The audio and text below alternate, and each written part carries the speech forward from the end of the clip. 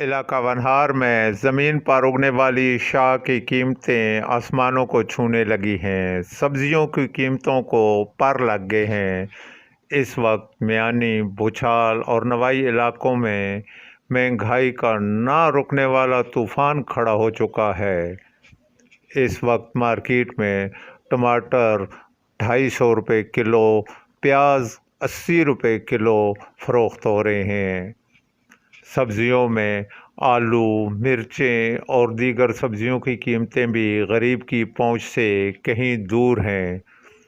Fruit کا ذکر کیا جائے تو انار 200 روپے کلو، انگور 200 روپے کلو اور دیگر فروٹ بھی غریب صرف دیکھ ہی سکتا ہے، خریدنے کی سخت اس میں نہیں۔